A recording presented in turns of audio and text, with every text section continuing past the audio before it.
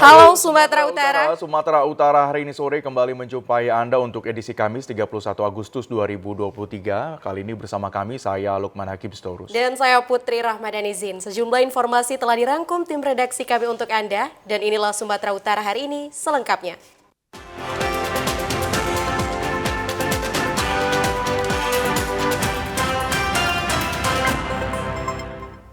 Saudara, mantan Bupati Langkat terbit rencana perangin-angin divonis 2 bulan kurungan penjara dan denda 50 juta rupiah dalam kasus kepemilikan satwa dilindungi. Berbagai satwa dilindungi ini ditemukan di rumah pribadi terbit rencana perangin-angin pada saat KPK menggeledah rumah tersebut. Majelis Hakim Persidangan Pengadilan Negeri Stabat kemarin siang menyatakan bahwa terbit rencana perangin-angin terbukti bersalah yakni melakukan kelalaian memiliki hewan dilindungi dalam keadaan hidup. Pada persidangan Pengadilan Negeri Stabat kali ini, Majelis Hakim dipimpin oleh Meriana Bakara selaku Ketua Pengadilan Negeri Stabat. Kepemilikan hewan dilindungi diantaranya orang utan Sumatera, elang berontok, burung beo sebanyak 2 ekor dan keseluruhan hewan tersebut masih dalam keadaan hidup.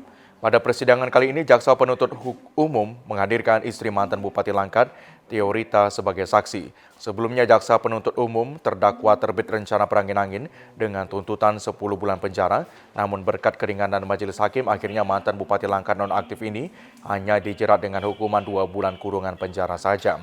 Kuasa hukum terdakwa Sabri mengatakan putusan Majelis Hakim terkait kepemilikan satwa dilindungi milik mantan Bupati Langkat dinilai sudah objektif dan pihaknya masih berpikir akan melakukan banding atau tidak. Putusan sudah dibacakan dan putusannya itu kalau kami pikir walaupun belum mendapatkan keadilan secara pasti terhadap Pak Cana, karena dari fakta-fakta persidangan kita tidak menemukan bahwasanya Pak Cana itu adalah memelihara satwa-satwa tersebut. Namun putusan berbicara lain dan ya alhamdulillah hari ini kita mendapat sedikit keringanan ya terhadap putusan tersebut, di mana kurungan 2 bulan kan begitu dari tuntutan jaksa itu 10 bulan kurungan. Kini mantan Bupati Langkat terbit rencana perangin-angin masih menjalani hukuman KPK di Lembaga Pemasyarakatan dengan kasus pengadaan barang dan jasa di Dinas PUPR Kabupaten Langkat. Pengadilan Negeri Medan menjatuhkan hukuman penjara mantan Ketua DPC Demokrat Nazmi bersama rekannya Rinaldi selama 5 bulan terkait kasus penganiayaan terhadap mantan mertuanya. Vonis 5 bulan penjara ini lebih rendah dari tuntutan yang diberikan, yaitu 10 bulan penjara. Bertempat di ruang Cakra 8 Pengadilan Negeri Medan, Nazmi bersama rekannya Rinaldi menjalani sidang vonis pada Rabu siang. Sidang vonis yang dipimpin oleh Hakim Nelson Panjaitan ini, kedua terdakwa diberikan hukuman penjara selama 5 bulan. Vonis ini lebih rendah dari tuntutan sebelumnya, yakni kedua terdakwa dituntut selama 10 bulan penjara. Adapun hal yang meringankan vonis kedua terdakwa yaitu keduanya belum pernah berurusan dengan hukum dan pada saat proses persidangan keduanya berkelakuan baik. Saya sebagai JPU pikir-pikir dulu untuk sementara, nanti saya akan lakukan kepada pimpinan. Seluruh pertimbangan jasa sudah diambil oleh majelis. Jadi tuntutan 6 bulan itu sudah 10 bulan. Tuntutan 10 bulan penjara diputus oleh majelis 5 bulan. Makanya sikap jaksa pikir-pikir. Dan itu masalah sikap jaksa di sidang pikir-pikir. Sementara itu, keluarga korban penganiayaan Hanan mengaku kecewa atas vonis yang diberikan kepada kedua terdakwa. Hanan menyebut seharusnya kedua terdakwa diberikan hukuman yang lebih dari 5 bulan penjara. Namun dirinya bersyukur lantaran kedua terdakwa terbukti melakukan penganiayaan terhadap ibunya. Tanggapan kami terkait dengan vonis hari ini, awalnya dari tuntutan masa tuntutan jaksa kemarin itu 10 bulan, sebenarnya itu sudah menimbulkan kekecewaan sama kami. Yang dimana dengan pasal yang dijerat sama terdakwa itu 5 tahun ke atas. Kenapa nggak jaksa itu menuntut 2 tahun kah, 3 tahun kah, atau setahun lah. Tapi kenapa mesti 10 bulan? Dan sekarang hari ini vonisnya hanya 5 bulan. Sebenarnya kami juga kecewa, sangat-sangat kecewa. Kebakaran menghanguskan belasan kios semi permanen di Pasar Mini Jalan Berdikari, Kelurahan Badak Bejuang, Kota Tebing Tinggi. Tidak ada korban jiwa dalam kejadian ini, namun kerugian ditaksir mencapai ratusan juta rupiah. Kebakaran terjadi sekitar pukul 5:30 waktu Indonesia Barat saat pasar masih dalam keadaan tutup. Sejumlah saksi mata mengatakan api berasal dari salah satu kios penjahit dan dengan cepat merambat ke kios lainnya. 5 unit mobil pemadam dinas kebakaran dan penyelamatan pemerintah Kota Tebing Tinggi diturunkan ke lokasi untuk memadamkan api. Setelah berjibaku selama 2 jam, petugas akhirnya dapat memadamkan api hingga pukul 8 waktu Indonesia Barat. Petugas pemadam masih melakukan pendinginan dan memadamkan bara api agar tidak terjadi adanya kebakaran susulan. Sementara itu, para pemilik kios tampak hanya bisa pasrah dan mengais barang-barang yang masih bisa diselamatkan dari puing-puing kebakaran. Menurut keterangan Lurah Badak Bejuang, Muhammad Hatta mengatakan, total ada 13 kios yang terbakar, 11 diantaranya kios penjahit dan 2 kios usaha percetakan.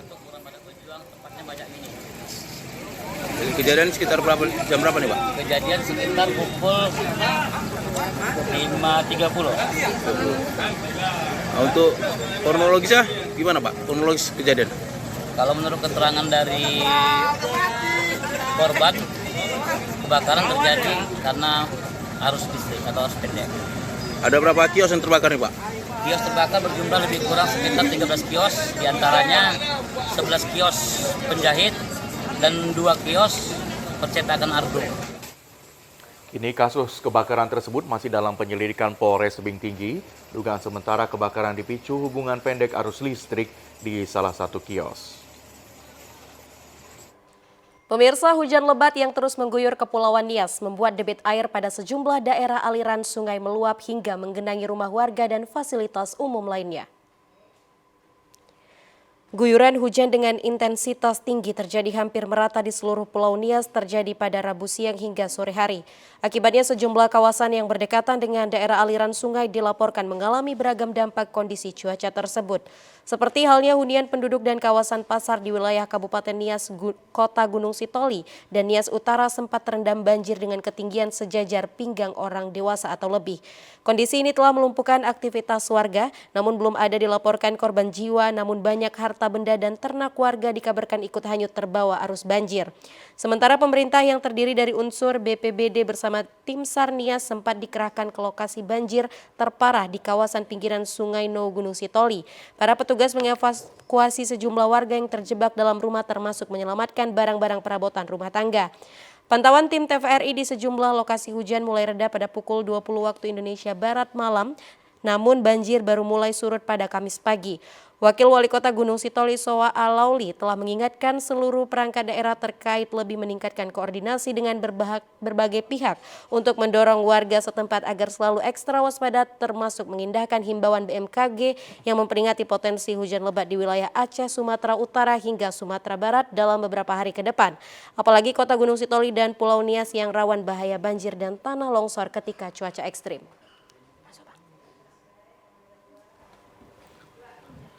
Polrestabes Medan, Sumatera Utara mengubah kawasan Jerman 15 yang selama ini dikenal sebagai kampung narkoba menjadi kampung bebas narkoba berbasis teknologi. Sejumlah kamera pengawas dengan fitur face recognition hingga patroli udara ditempatkan di beberapa titik guna memantau orang-orang yang datang ke Jerman 15.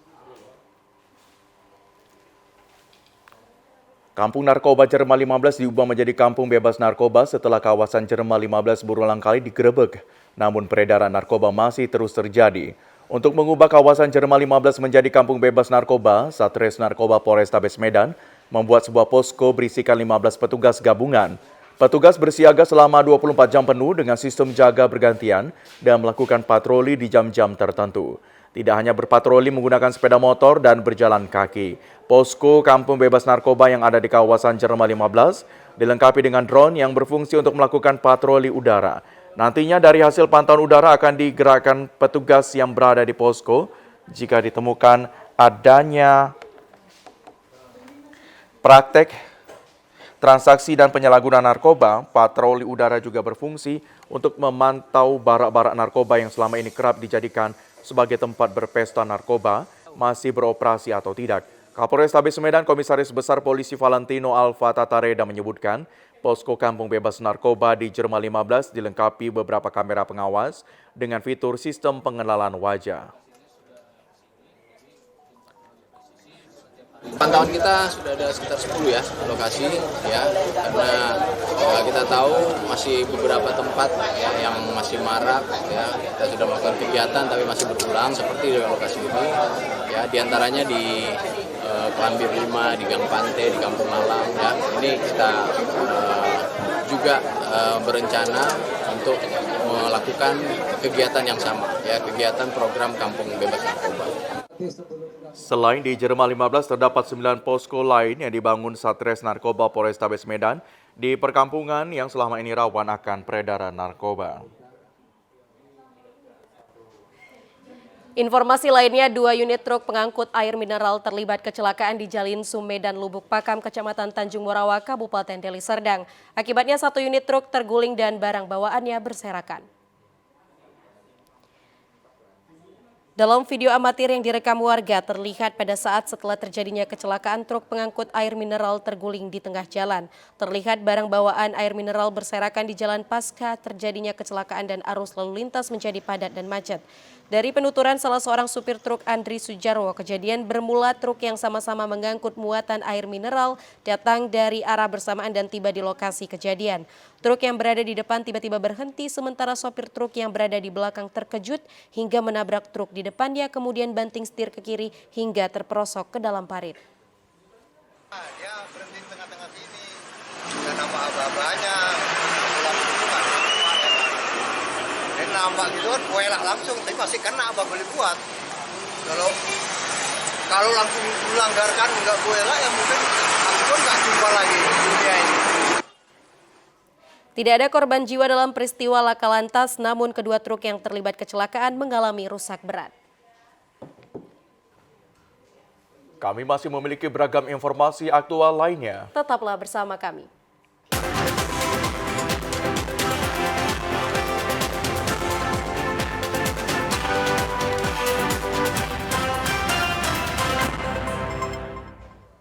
Pemirsa, berbagai masalah yang terjadi di perguruan tinggi swasta menjadi agenda utama dibahas pada Rakernas dan Sarasehan Pendidikan Nasional menuju Indonesia Emas tahun 2045 oleh Asosiasi Badan Penyelenggara Perguruan Tinggi Swasta Indonesia atau ABPPTSI yang dilaksanakan di Kota Medan.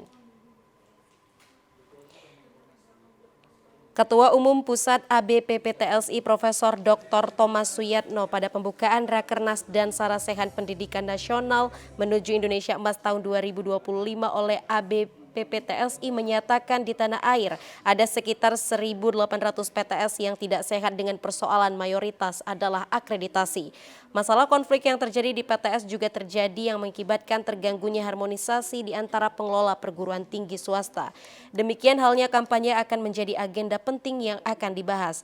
Masalah akreditasi setelah 6 bulan diurus telah terselesaikan dan akreditasi hanya ada 2, yaitu terakreditasi dan tidak terakreditasi serta biayanya ditanggung oleh negara. Demikian halnya program jalur mandiri di PTN tidak boleh menerima mahasiswa baru melebihi kuota dan batas waktu 31 Juli atau paling lambat 15 Agustus. Dengan demikian PTS dapat memanfaatkan untuk penerimaan mahasiswa baru. Sarasehan Nasional juga membahas perumusan calon presiden yang akan datang. Anggota-anggota kami, PTS-PTS yang tidak sehat. Terus terang saya sampaikan, PTS tidak sehat itu sekarang ada sekitar 1.800. Antara lain masalah akreditasi, mayoritas adalah akreditasi. Oleh karena itu selama hampir 6 bulan kami berjuang untuk masalah akreditasi ini bisa dipecahkan dan alhamdulillah kemarin dengan Permen nomor 53 masalah akreditasi relatif dapat kita pecahkan karena mahalnya biaya untuk akreditasi bagi yang kecil-kecil sehingga mereka tidak mampu mengikuti proses akreditasi. Dan dengan adanya pemecahan ini, maka mereka yang tidak mampu karena mahasiswanya terbatas dan lain sebagainya, itu yang 1.800 itu bisa dipecahkan. Itu masalah yang sangat krusial. Sementara itu, Ketua ABPPTSI Sumut, Profesor Dr. Bahdin Nur Tanjung SEMM, selaku Ketua Panitia menyatakan Rakernas dan Sarasehan diikuti lebih 300 orang, yaitu dari ABPPTSI dan kalangan perguruan tinggi swasta. Berbagai permasalahan akan dibahas pada acara ini. Rakernas ini dihadiri oleh seluruh Indonesia, para pimpinan yayasan perguruan tinggi swasta, dan fokus tema besarnya adalah untuk menyusun konsep pendidikan Indonesia dalam menghadapi Indonesia Emas 2045.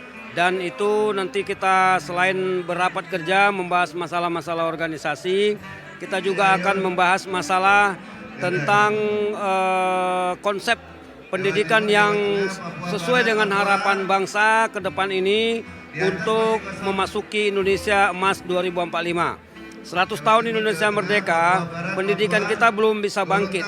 Oleh karena itu mungkin ada yang salah, maka di dalam diskusi-diskusi nanti akan dibahas berbagai persoalan-persoalan mendasar sehingga akan ada konsep pendidikan masa depan Indonesia, konsep pendidikan Indonesia menuju Indonesia Emas 2045. Rakernas ini diisi dengan pleno tentang kebijakan organisasi ABPPTSI dan evaluasi program kerja 2022-2023. Selain itu, dialog terbuka isu-isu terkini pendidikan tinggi dan rancangan program kerja 2023-2024, serta rekomendasi dan rangkuman laporan wilayah. Selain itu juga dialog bersama Direktur Kelembagaan Dirjen Dikti Kemendikbudristek, Rakernas dan Sarasehan ini dibuka oleh yang mewakili Gubernur Sumatera Utara. Panitia Pemilihan Ketua OSIS SMP Negeri 2 Galang, Kabupaten Deli Serdang melaksanakan pemilihan umum Ketua OSIS dan Wakil Ketua OSIS untuk masa bakti tahun 2023-2024 di halaman sekolah sebagai implementasi proyek penguatan profil pelajar Pancasila tentang suara demokrasi. Di SMP Negeri 2 Galang, Kabupaten Deli Serdang, pelaksanaan pesta demokrasi pemilihan ketua dan wakil ketua OSIS mengacu pada pembelajaran yang dilakukan di tengah masyarakat, yaitu sistem luber dan jurdil. Pada pemilihan ini, seluruh siswa menggunakan suaranya untuk memilih.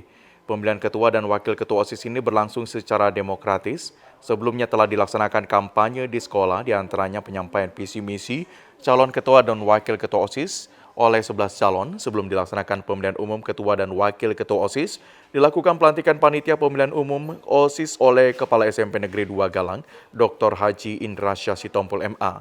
Setelah dilakukan pelantikan, panitia dilaksanakan pemungutan suara dengan menyiapkan bilik suara, kotak suara, tinta, dan alat contreng. Seluruh siswa dari kelas 7 hingga kelas 9 duduk mengantri menunggu panggilan dari panitia untuk menerima surat suara yang berisi foto kandidat sebanyak 11 pasangan. Pada pemilihan umum ketua dan wakil ketua OSIS, siswa semuanya memberikan hak suara berlangsung lancar sesuai program panitia. Kepala SMP Negeri 2 Galang, Dr. Haji Indra Syasitompul menyatakan, pemilihan ketua dan wakil ketua OSIS ini dipantau pihak PPK Kecamatan bertujuan agar siswa mengetahui proses demokrasi serta menumbuh kesadaran politik sekaligus berlatih menghubungkan nilai-nilai demokrasi sebagai bagian proyek penguatan profil pelajar Pancasila di SMP Negeri 2 Galang sebagai sekolah penggerak. SMP Negeri 2 Galang pada hari ini melaksanakan pemilihan umum untuk memilih ketua OSIS dan wakil ketua OSIS untuk tahun pelajaran 2023-2024. Ini kita laksanakan dalam hal karena kita adalah sekolah penggerak yang akan melaksanakan P5 namanya, penguatan profil pelajar Pancasila. Dengan kegiatan ini diharapkan siswa kita dapat mencari pengalaman untuk pembelajaran berdemokrasi, kemudian menghargai nilai-nilai demokrasi dan bisa diterapkan dalam kehidupan sehari-hari. Ini sudah dilaksanakan tahun lalu dan ini adalah untuk tahun yang kedua. Tapi kita lihat, kita sedikit ada perubahan, mudah-mudahan tahun-tahun ke depan juga akan kita laksanakan, mudah-mudahan semakin baik. Sementara itu, Ketua Komite SMP Negeri 2 Galang, Muhammad Yunus mengapresiasi pemilihan umum ketua dan wakil ketua OSIS sebagai sarana demokrasi bagi siswa.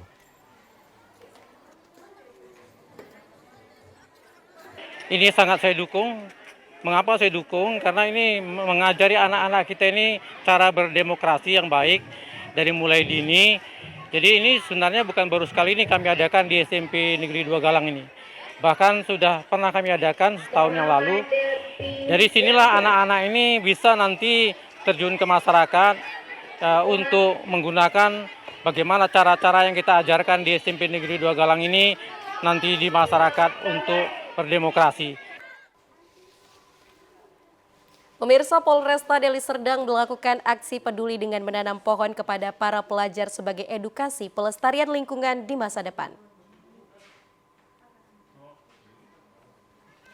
Menindaklanjuti perintah Kapolri tentang penghijauan sejak dini, Kapolresta Deli Serdang Kombes Pol Irsan Sinuhaji SIK MH melalui Kapolsek Pagar Merbau Ibtu IR Sitompul SH ajak anak-anak sekolah melaksanakan penanaman pohon. Penanaman pohon dilakukan di 23 sekolah SD sekecamatan Pagar Merbau.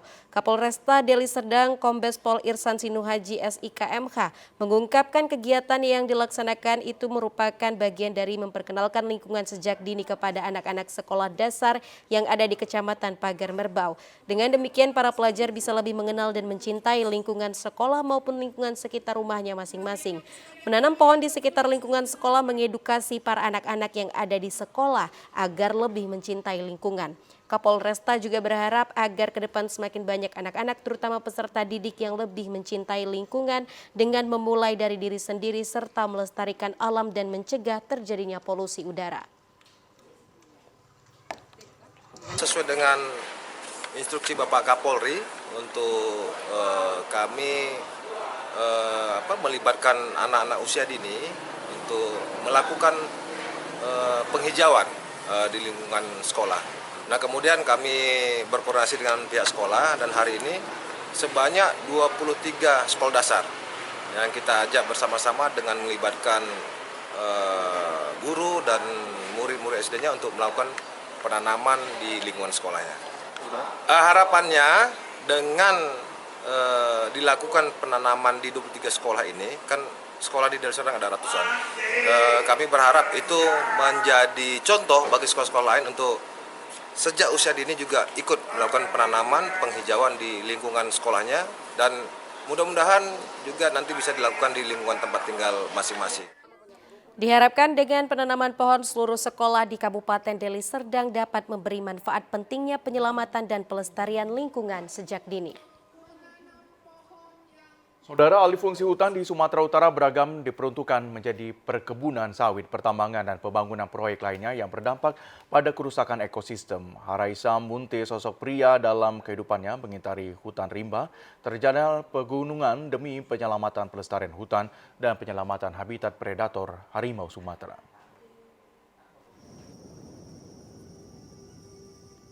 Hamparan hutan alami Hadabuan Hill memiliki beberapa bukit dengan ketinggian yang bervariasi, serta beberapa aliran sungai dengan kedalaman yang juga berbeda-beda.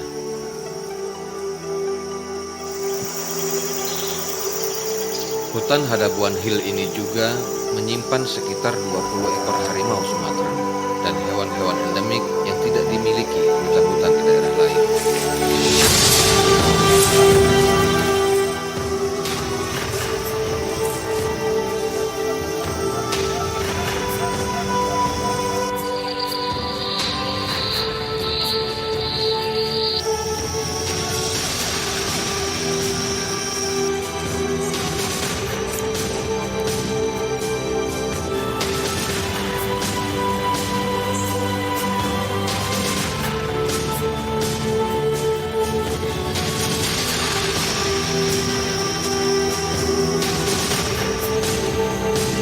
Selain itu, di lokasi hutan ini juga ditemukan pohon-pohon langka seperti gaharu, jati, meranti, bajaka, dan pasak bumi.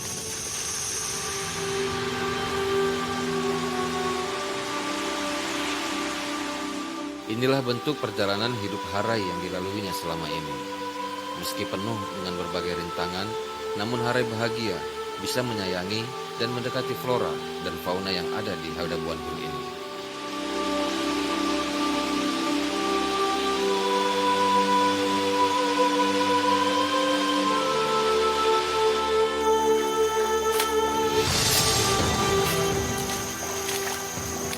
Sejak 2012, Harai benar-benar konsen menjaga kelestarian Hadabuan Hill.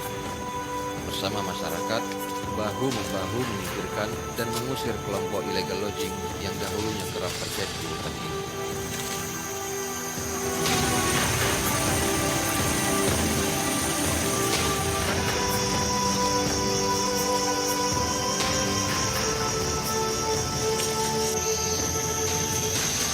Untuk bisa mengenal lebih dekat lagi terhadap fauna di Hadabuan Hill ini, Harai juga berupaya belajar dan terus belajar untuk mengenali sifat yang dimiliki masing-masing hewan liar yang ada.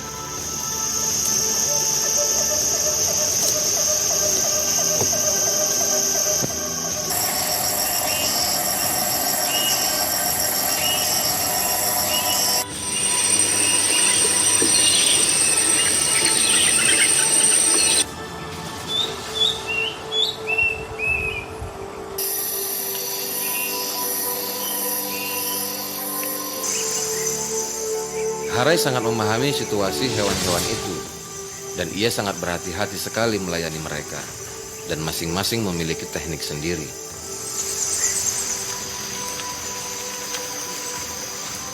Berbagai cara dilakukan Harai untuk memberikan perhatian kepada satwa-satwa liar yang berada di Hadabuan Hill, sesuai dengan jenis satwa yang ada. Keberanian dan kesendirian Harai hidup di tengah hutan.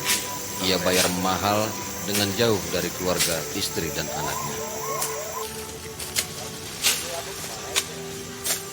Sebutan aktivis lingkungan yang disematkan kepadanya membuat Harai tidak mau ambil pusing, bahkan tidak peduli akan hal itu.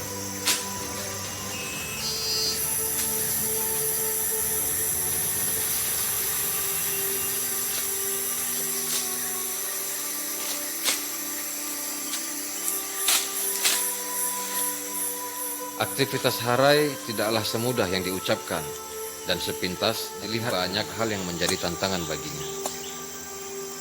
Di saat ia harus berperan melindungi satwa dan membawa masyarakat, terkhusus para kader aktivis lainnya yang ingin kenal lebih dekat terhadap fauna yang ada.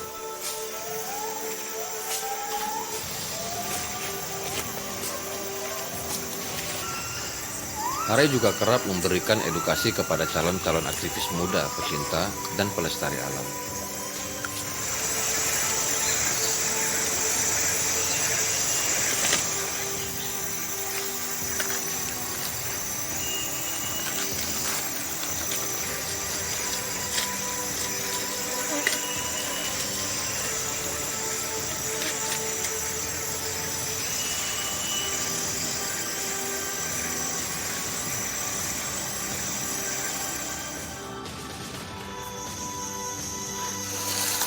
Kita cari tempat yang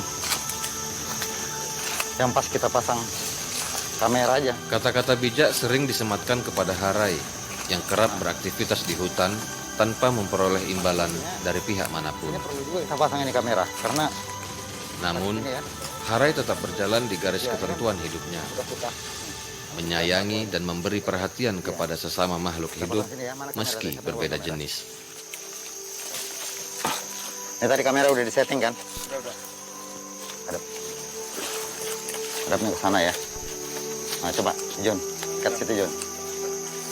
Ketidaknyamanan Harai terhadap pengerusakan hutan membuat ia terus-terusan berimajinasi bagaimana agar Hadabuan Hill ini dapat menjadi hutan yang terjaga dari tangan-tangan yang tidak bertanggung jawab. Tadi apa yang bawa laptop ya? Iya. Keberadaan Harai secara perlahan telah mampu membuka mata hati masyarakat setempat, sembari melihat apa yang dilakukannya dalam menjaga kelestarian hutan ini. Kita cek di sini langsung kan? Iya.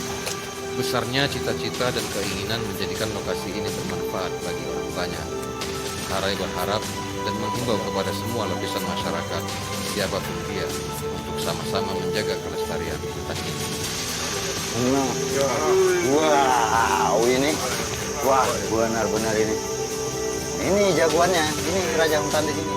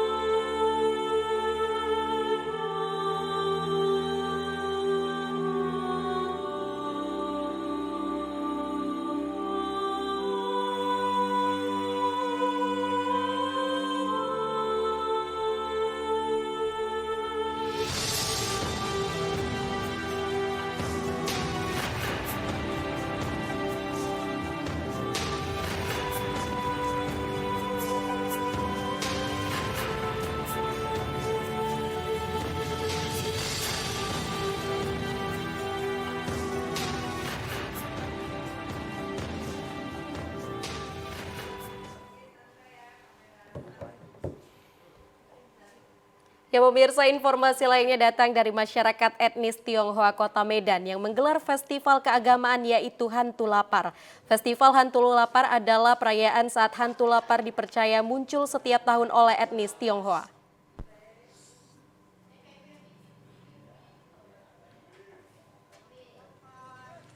Ribuan orang etnis Tionghoa memadati halaman Vihara Gunung Timur untuk merayakan festival Ghost Hungry atau Hantu Lapar pada Rabu sore. Festival Hantu Lapar sendiri merupakan tradisi masyarakat etnis Tionghoa untuk menjamu para hantu yang dipercaya muncul setiap tahunnya. Dalam festival Hantu Lapar ini, masyarakat membakar ribuan rumah dan patung yang terbuat dari kertas yang nantinya akan dihuni para hantu. Selain itu, masyarakat juga memberikan persembahan berupa makanan dan minuman untuk para hantu agar tidak mengganggu manusia yang masih hidup. Festival Hantu Lapar ini juga menarik untuk wisatawan mancanegara. Terlihat beberapa turis asing larut dalam perayaan yang diselenggarakan setahun sekali ini. Pelaksanaan Hungry Ghost Festival di Vihara Gunung Timur ini juga dikatakan sebagai yang paling besar di Sumatera Utara. Tidak heran ketika setiap tahunnya jumlah pengunjung dan keluarga yang memberikan persembahan terus bertambah. Salah seorang pengurus Vihara Gunung Timur, Edi Salim, mengatakan tradisi Festival Hantu Lapar ini sudah ada sejak Vihara Gunung Timur didirikan pada tahun 1965. Edi menyebut bahwa adanya festival ini bisa memberikan banyak rumah untuk para hantu agar tidak mengganggu kedamaian manusia yang masih hidup. Itu adalah hari bulan Alwa itulah pintu neraka dibuka. Jadi pada awal-awal itu dibebaskan keluar ya. Itu menikmati, jadi ya kita ini sebenarnya dengan membukanya pintu ya arwah itu ya supaya jangan ada yang jadi gerandangan, makanya kita diadakan acara ini.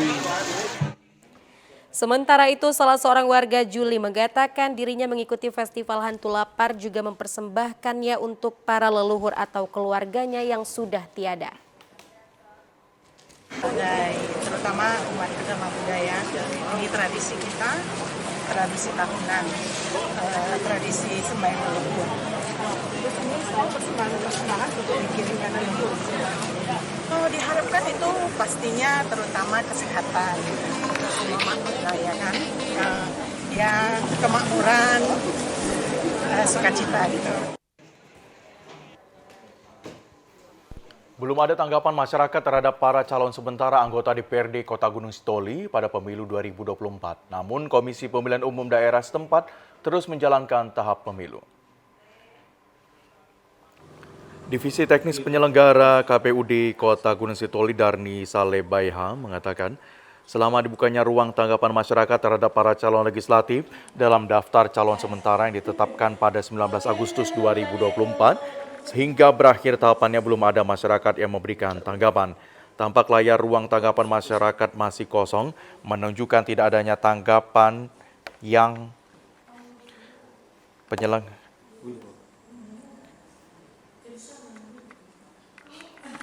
dilayangkan kepada penyelenggara pemilu atas para calon sementara yang tersebar di 3 daerah pemilihan. Dari jumlah daftar calon sementara, sebanyak 269 orang telah memenuhi syarat dengan keterwakilan perempuan terpenuhi, namun tidak masuk dalam daftar calon tetap atau DCT, sebab masih diberikan ruang kepada seluruh partai politik untuk melakukan pencermatan serta perbaikan dokumen calon legislatif yang diusung.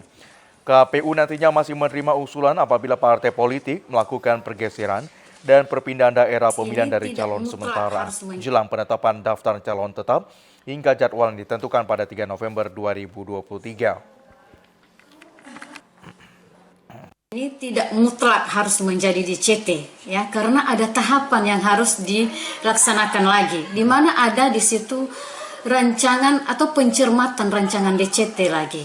Jadi sebelum masuk ke DCT ada diberikan ruang lagi kepada partai politik untuk melakukan perbaikan ketika ingin diperbaiki caleg atau ingin pindah dapil. Jadi beri ruang untuk partai politik untuk melengkapi semua dokumen-dokumen sehingga apa yang menjadi tujuan dari partai politik itu dalam penentuan daftar calon tetapnya nanti diberikan waktu untuk itu.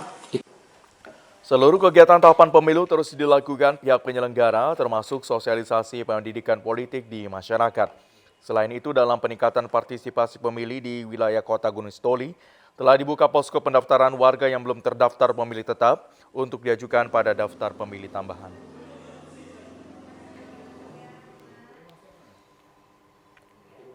Ya pemirsa, informasi lainnya akan kami hadirkan usai jeda pariwara berikut ini. Tetaplah bersama kami di Sumatera Utara hari ini sore.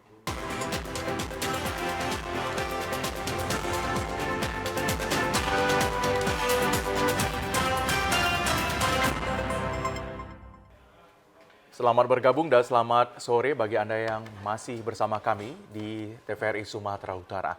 Saudara, Sekolah Luar Biasa atau SLB adalah sebuah lembaga pendidikan yang khusus diperuntukkan bagi anak berkebutuhan khusus agar mendapatkan layanan pendidikan yang sesuai dengan kekhususannya.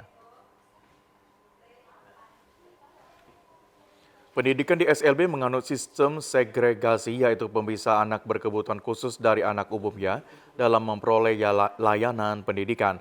Penekanan keterampilan hidup kepada anak berkebutuhan khusus sebagai bekal agar menjadi anak mandiri. Keterampilan vokasional ini adalah program unggulan di SLB yang berfokus kepada pembekalan keterampilan bagi peserta didik agar memiliki jiwa wirausaha sehingga mereka mampu hidup mandiri di tengah masyarakat. Sekolah Luar Biasa di Aikanopan, Kabupaten Labuan Batu Utara terdapat jenjang sekolah dasar, sekolah menengah pertama, dan sekolah menengah atas. Penyelenggaraan pendidikan di SLB Aikanopan diintegrasikan antar jenis kelainan seperti anak autis, tunagrahita dengan kemampuan intelektual yang berada di bawah rata-rata orang normal pada umumnya, tunadaksa dengan kondisi anggota tubuh yang tidak sempurna, dan tunarungu tidak ada kemampuan mendengar serta tunanetra yang mengalami gangguan penglihatan. Tenaga pengajar yang terdapat di sekolah luar biasa ini wajib memiliki kompetensi sesuai dengan kebutuhan anak berkebutuhan khusus. Selain itu, secara berkelanjutan, setiap tenaga pendidik memperoleh pelatihan agar mampu menyampaikan materi ajar sesuai dengan kapasitas siswa SLB. Salah seorang tenaga pengajar, Anggraini Novidayantini, mengatakan menjadi tenaga pendidik pada SLB memerlukan keahlian khusus dan membutuhkan kesabaran yang mendalam karena pada umumnya anak-anak yang menjadi siswa sangat memerlukan perhatian khusus. Setiap guru memiliki keinginan kuat untuk menjadikan setiap murid memperoleh pengetahuan agar menjadi anak yang kelak memiliki pengetahuan sebagai modal untuk hidup mandiri. Anggraini menyebutkan di sekolah SLB siswa sangat memiliki kedekatan emosional sehingga perundungan atau bullying tidak pernah terjadi. Khusus untuk anak SMP dan SMA luar biasa, pendidikan keterampilan sangat ditingkatkan agar menempa jiwa mereka menjadi entrepreneur atau wirausaha. Saat ini keterampilan yang dipraktekkan bagi siswa mulai dari menjahit, membatik hingga membuat batako. Meski terdapat sejumlah tantangan dalam memberikan pelajaran bagi setiap siswa, namun hal ini sudah dianggap menjadi rutinitas.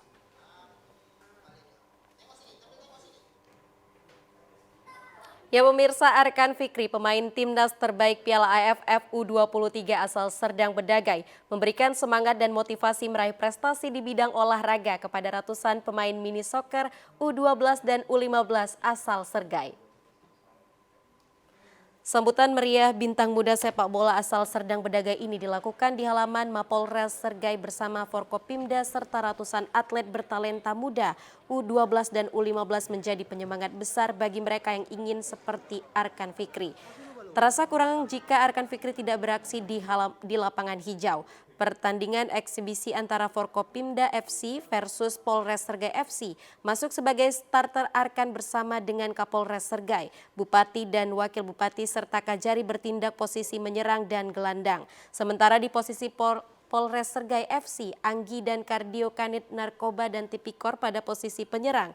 Arkan Fikri, timnas pemain terbaik Piala AFF U23, menyampaikan kepada para atlet talenta muda yang berada pada U12 dan U15 untuk tekun berlatih dan menjaga pola makan dan sering mengikuti kompetisi. Anak-anak Serdang Bedagai semangat terus buat prestasi apapun itu di bidang sepak bola maupun di bidang-bidang lain. Yang penting harus semangat, yakin juga, harus kerja keras, jangan lupa minta doa sama orang tua dan juga support dari orang tua, itu yang paling penting. Kemudian kedepannya bisa lebih bagus lagi, harus ada yang bisa jadi pemain nasional maupun bisa main di luar juga lah. Agenda saya tanggal 4 di September ini ke Solo buat kualifikasi Piala Asia. Bupati Sergai Dharma Wijaya merasa bangga ada pemain kelas nasional mampu menorehkan prestasi di bidang sepak bola. Sehingga bibit muda yang saat ini kita lakukan pencarian bakat ke kampung-kampung dapat melahirkan arkan-arkan selanjutnya. Atas prestasinya Pemkab Sergai memberikan tali asi dengan nilai uang senilai 25 juta rupiah.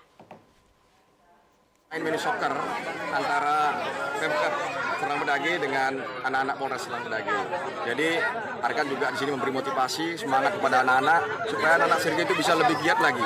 Karena kami dengan Forkopimda selalu juga keliling mencari bibit-bibit dan kami ikut bermain bola. Sehingga ini memberi semangat kepada anak-anak sehingga artinya bola di Sergai ini jadi antusias. Insya Allah ada Arkan berikutnya. Terima kasih. Pada pertandingan eksibisi tersebut skor akhir 7-2 untuk Forkopimda FC. 5 gol dilesatkan ke gawang Polres Sergai yang dijaga Kasat Intel Polres. Untuk pencarian ajang bakat atlet muda sepak bola di Kabupaten Labuan Batu Selatan, KONI gelar perlombaan Piala Suratin U15 di lapangan sepak bola PT PEN 3 Perkebunan di Sumatera Utara. Turnamen sepak bola Piala Suratin U15 diikuti 12 klub bola se-Labuan Batu Selatan akan berkompetisi dengan menjunjung tinggi sportivitas saat bertanding.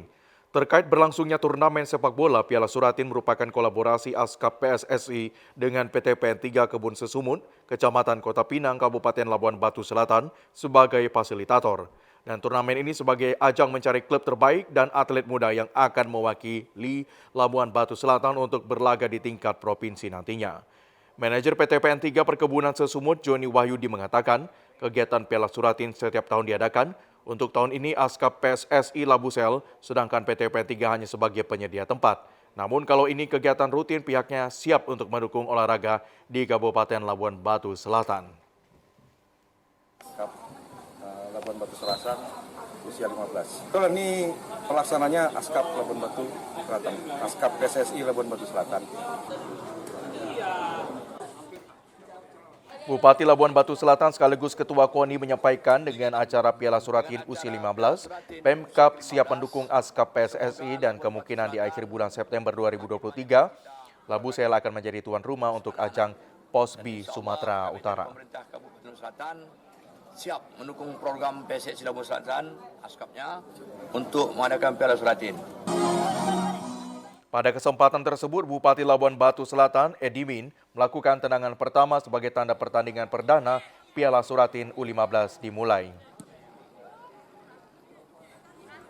Ya pemirsa, berikut informasi perakiraan cuaca di sejumlah daerah di Sumatera Utara dari Badan Meteorologi, Klimatologi, dan Geofisika Wilayah 1 Medan berlaku pada hari Jumat 1 September 2023. Halo Sobat BMKG. Senang sekali saya, Christine Afrin Matondang, Perakirawan Balai Besar BMKG Wilayah 1 Medan, kembali hadir untuk menyampaikan update informasi perakiraan cuaca dan hotspot di wilayah Sumatera Utara untuk Jumat 1 September 2023. Pada pagi hari, kondisi cuaca diprediksi berawan di wilayah Sumatera Utara dengan peluang hujan ringan di wilayah Kepulauan Nias. Untuk siang hingga sore hari, kondisi cuaca diprediksi hujan ringan hingga lebat di sebagian besar wilayah Sumatera Utara dengan potensi hujan lebat terjadi di wilayah Mandailing Natal dan sekitarnya. Untuk malam hari, kondisi cuaca diprediksi berpeluang hujan ringan di sebagian besar wilayah Sumatera Utara, yaitu tepatnya di wilayah Langkat, Deli Serdang, Medan, Serdang Bedagai, Kepulauan Nias, Asahan, Simalungun, Karo, Dairi, Pakpak Barat, Tapanuli Utara, Tapanuli Tengah, Humbahas, dan sekitarnya. Untuk dini hari, kondisi cuaca diprediksi berawan dan berpotensi hujan ringan di Kepulauan Nias dan sekitarnya. Untuk suhu udara akan berkisar antara 17 hingga 32 derajat Celcius dengan kelembaban udara 60-98%. Adapun arah angin bertiup dari arah tenggara hingga barat daya dengan kecepatan 10-30 km per jam. Untuk titik panas di wilayah Sumatera Utara, berdasarkan pantauan tanggal 30 Agustus 2023, terdapat satu titik panas di wilayah Sumatera Utara, tepatnya di Kabupaten Padang Lawas Utara.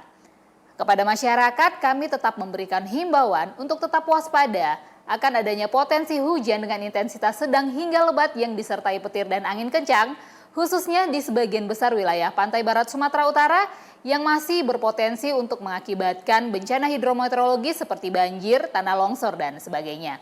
Demikian informasi ini dapat kami sampaikan. Kiranya informasi ini dapat bermanfaat dan sampai bertemu kembali.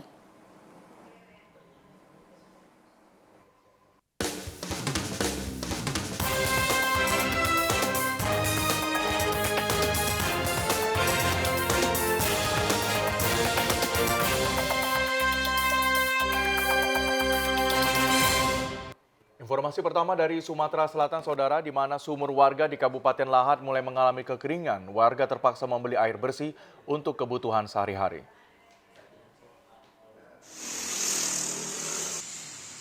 Air bersih merupakan hal yang sangat penting untuk memenuhi kebutuhan sehari-hari. Namun sejak sebulan belakangan ini, di Kabupaten Lahat terjadi kemarau. Sumur warga mulai mengalami kekeringan. Warga Lahat Mujianto mengatakan pihaknya terpaksa membeli air bersih di sumur warga lainnya untuk dijual ke warga yang membutuhkan. Terutama di lokasi perumahan, kekeringan air bersih terjadi sehingga warga harus membeli air dengan harga Rp60.000 per tetmon 1.000 liter. Sementara Rp10.000 per tetmon air yang dijual di lokasi penyedotan. Dengan banyu sumur-sumur ini sudah banyak kering. Ya, saya beli banyu di seberang juga sudah banyak yang kering sumurnya, jadi sangat susah. Kalau mau air, palingan air matang itulah paling tahu. Dikira ini hampir sudah 1 bulan. Sudah tidak hujan, Pak ya? Ya, sudah tidak hujan. Ya, memang kering.